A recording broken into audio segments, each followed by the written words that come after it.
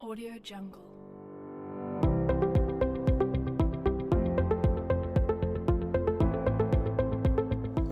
Assalamualaikum warahmatullahi wabarakatuh. Perkenalkan, kami mahasiswa Universitas Megareskin Makassar, program studi D4 Teknologi Laboratorium Medis. Di sini kami akan melakukan tutorial pemeriksaan glukosa dengan metode GOD-PAP. Pertama-tama saya akan memperkenalkan teman-teman kelompok saya. Yang pertama saya sendiri, Alga Tinoring, Gilbert Kalembe, Lenorce Tali Waisama, Nur Mukarama Sukimin, dan Nur Laila.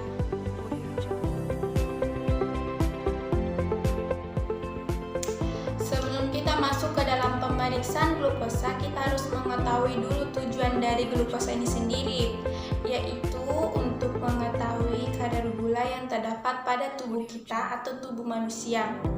Kita melalui 3 tahap pemeriksaan, yaitu pra-analitik, analitik, dan pasca-analitik. Masuk ke praktikum, saya akan menjelaskan apa itu glukosa darah dan metode GOD-PAP. Glukosa merupakan salah satu karbohidrat penting yang digunakan sebagai sumber tenaga.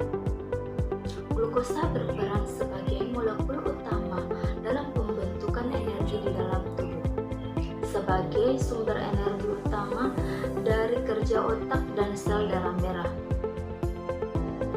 Nah, selanjutnya glukosa darah. Glukosa darah adalah gula yang terdapat dalam darah yang terbentuk dari karbohidrat dalam makanan dan disimpan sebagai glikogen di hati dan otot rangka. Metodenya yaitu metode GOD-PAP. Nah, metode GOD-PAP adalah salah satu penetapan glukosa darah dari sampel serum atau plasma secara enzimatik menggunakan glukosa oksidase para amino. Penason menghasilkan warna merah yang diukur dengan fotometer pada panjang gelombang 546 nanometer. Nah, sekarang kita akan memasuki pra-analitik. Di dalam tahap pra-analitik ada persiapan pasien. Nah, di mana pasien ini dianjurkan berpuasa selama 8 sampai 12 jam. Oke, sekarang pengambilan sampel, di mana pengambilan sampel ini dilakukan pada pagi hari antara pukul 7 sampai 8 pagi. Kemudian ada penanganan sampel. Sampel ini, sampel darah didiamkan selama 10 menit hingga menjadi beku. Nah, setelah itu dilakukan sentrifus dengan kecepatan 3000 rpm selama 5 menit. Setelah sentrifus, serum yang kita dapatkan akan dipipet dan dimasukkan ke dalam tabung kosong. Kemudian persiapan alat dan bahan. Nah, bagian alat tuh yang pertama tip warna biru atau kuning, fungsinya untuk menampung cairan sementara saat dipindahkan. Kemudian ada mikropipet, fungsinya untuk memindahkan cairan dalam jumlah kecil secara akurat. Yang ketiga ada tabung reaksi, fungsinya sebagai tempat di mana kita mereaksikan bahan kimia tersebut. Keempat ada fotometer, di mana fungsinya untuk menentukan intensitas atau kekuatan cahaya suatu larutan. Kelima, sentrifus, fungsinya untuk memutar sampai pada kecepatan tinggi sehingga partikel ini yang lebih berat akan terkumpul ke dasar tabung sentrifus. Kemudian terus ada bagian bahan. Yang pertama reagen kolesterol, fungsinya untuk reagen sebagai pemeriksaan glukosa darah. Kemudian ada larutan standar, fungsinya untuk menentukan konsentrasi larutan pada grafik. Dan terakhir ada sampel darah serum yang akan digunakan pada pemeriksaan glukosa.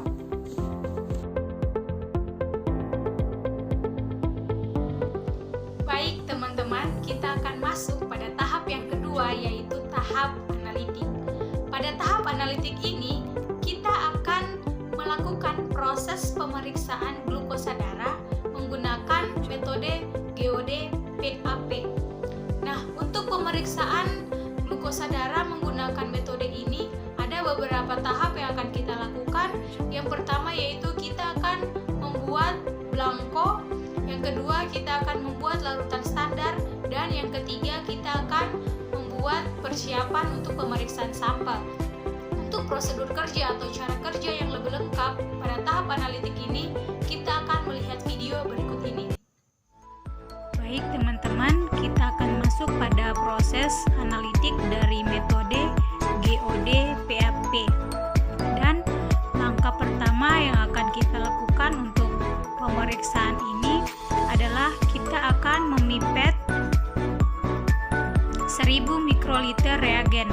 Nah, pemipetan yang pertama ini kita gunakan sebagai blanko, dan fungsi dari blanko adalah untuk mengetahui besar serapan oleh zat yang bukan analat. Kemudian kita masukkan ke dalam tabung reaksi.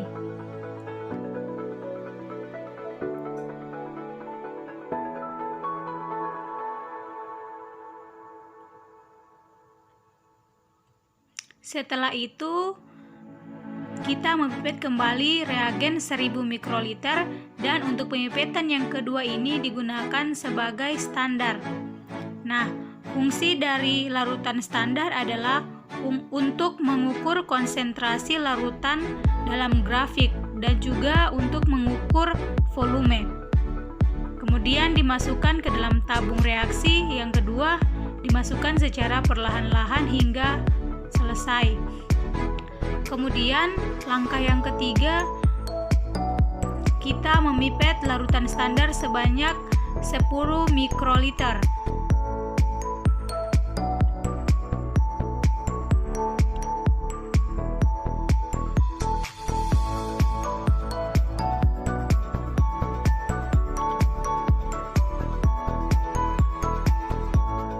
Setelah itu dibersihkan dengan tisu sisa-sisa cairan yang ada pada tip.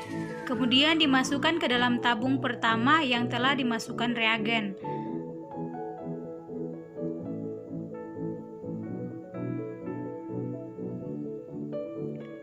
Setelah itu dipipet 1000 mikroliter reagen dan akan dimasukkan ke dalam tabung yang ketiga untuk sampel.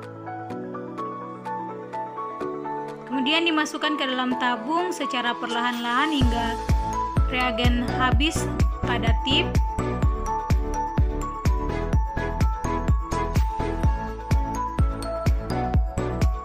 Setelah itu kita pipet 10 mikroliter serum digunakan sebagai sampel. Kemudian kita homogenkan standar dan sampel. Setelah itu kita inkubasi selama 10 menit pada suhu ruangan. Setelah 10 menit, kita akan langsung pada proses pengukuran pada alat fotometer.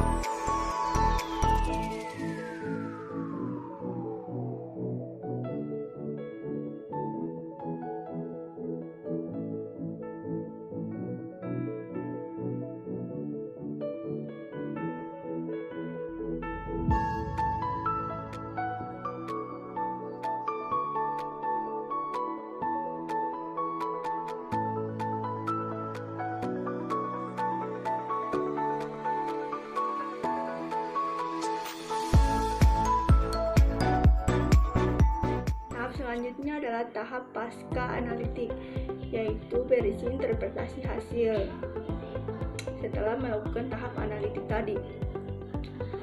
Hasil dari gula darah sewaktu yaitu 150 mg per desiliter, dan pada gula darah puasa yaitu 110 mg per desiliter, dan pada glukosa darah 2 jam postprandial yaitu 150 mg per desiliter.